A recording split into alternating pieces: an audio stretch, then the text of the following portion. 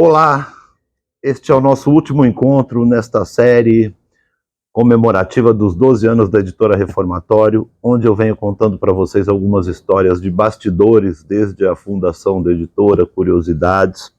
E hoje eu vou contar um pouco do nosso primeiro calote e de como a gente convenceu o grande Paulo César Pereio a gravar um teaser, a colocar sua voz no material de divulgação deste meu livro aqui, o Reminiscências, que, como já disse, foi o segundo livro da editora. Então, depois de um lançamento em São Paulo, na Martins Fontes Paulista, toda aquela alegria, eu resolvi lançar o livro em Juiz de Fora, porque tenho muitos amigos lá e boa parte da família. Então, para Juiz de Fora, Minas Gerais, fazer um lançamento do Reminiscências. Fomos eu, Renan e Robson Gamaliel numa viagem divertidíssima de carro, durou 4 dias, e quando chegamos lá, a gente tinha marcado com uma livraria de rua, uma livraria pequena, da qual eu nem me lembro o nome, não vou fazer questão aqui de buscar. Então, levamos os livros, nossa nota fiscal, tudo certinho, eu empolgado, né, ainda sem saber muito de como as coisas funcionavam, resolvi levar 100 exemplares do livro. E, para minha surpresa, o lançamento foi bacana, foi legal, assim, nós vendemos perto de 40 livros, talvez um pouquinho mais até. Bom, e aí, naquela empolgação, acabamos saindo do lançamento, indo para o bar, encontrar os amigos fora ali da livraria, não nos atentamos a pegar os livros que sobraram, e aí no dia seguinte era um domingo, a gente vinha embora, pegamos o carro, viemos, e no caminho falei, não, tranquilo, quando eu entrar em contato com a livraria para falar do acerto, a gente combina deles mandarem o livro de volta por transportadora e tal. O problema é que a livraria, acho que por má fé, não nos informou que aquela era a última semana de funcionamento deles.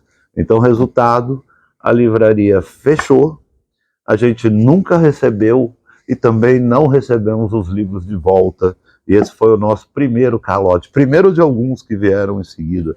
Mas como a gente não nos dávamos por vencidos, a gente queria fazer um material para divulgação desse livro, um teaser, alguma coisa assim.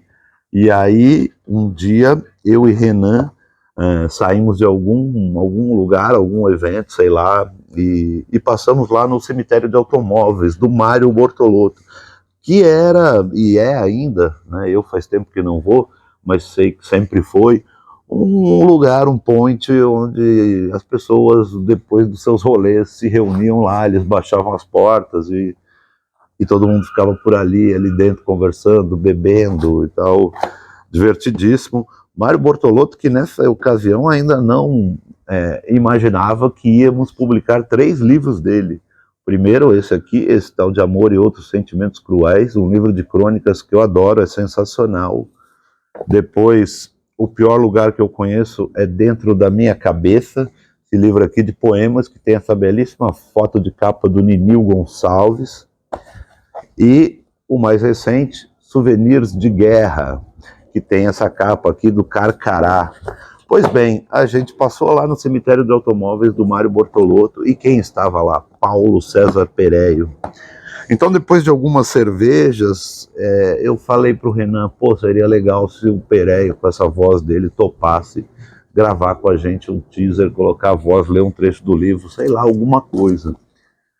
E, como a bebida sempre faz, né, nos desinibe, resolvemos ir falar com ele, conversar com ele.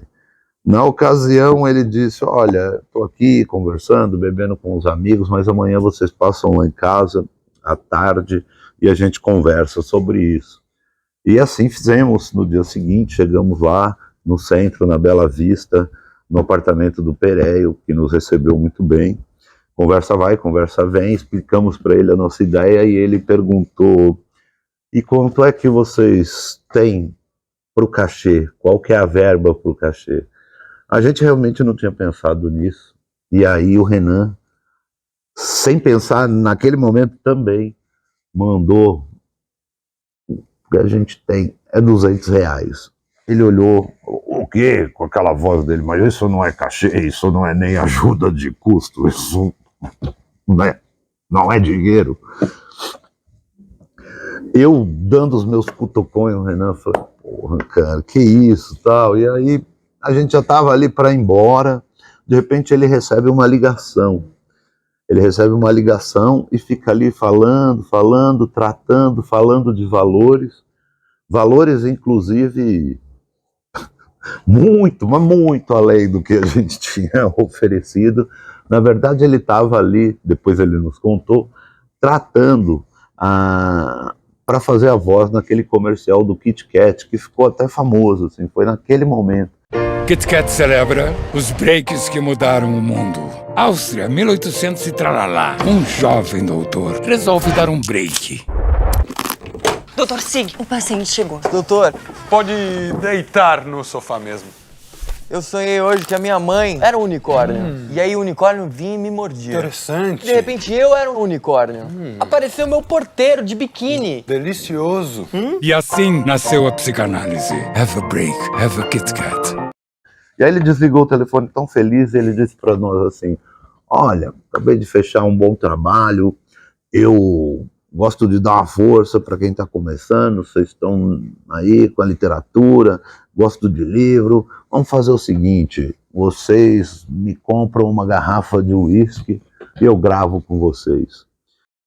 Talvez eu tenha optado pelo gênero errado ao definir minha escrita. A prosa nunca foi meu forte. Acho que sou apenas um poeta lírico de passagem pela vida.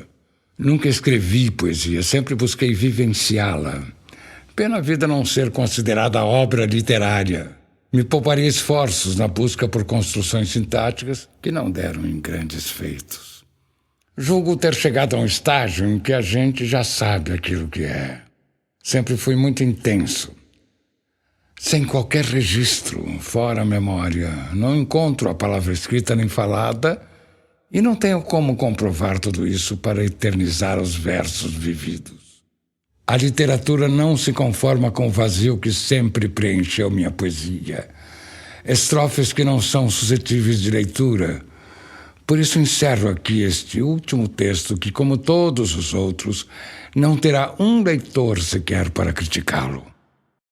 E ali mesmo, naquele dia, a gente ligou para o Luiz, que tinha um estúdio onde a banda do Renan ensaiava, e fomos para o estúdio gravar. O Pereio leu, pôs voz, a gente ficou lá trocando ideia. Lá mesmo a gente matou não só uma, mas 2 garrafas de uísque junto com ele. E essa é a história de como o Pereio pôs voz no teaser, que ele chamou de anti-teaser, devido à dureza do conto que escolhemos para ele ler. E daí outras tantas coisas vieram depois, e tive o prazer de conversar, conviver, assim, vez ou outra, encontrá-lo lá no cemitério do Automóveis do Mário e sempre trocar ideia. Um grande Paulo César Pereio que já nos deixou. É isso aí, gente. Obrigado. 12 anos de editora Reformatório.